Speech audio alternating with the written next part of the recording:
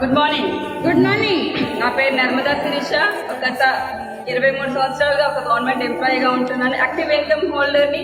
But passive income కోసం, dreams fulfilment కోసం, నాయే కాదు అందరి యొక్క ఆశలు నెరవేరాలని, ఆ డ్రీమ్స్ ఫుల్ఫిల్మెంట్ కోసం అని మేము ఒక ఆపర్చునిటీలోకి రావడం జరిగింది.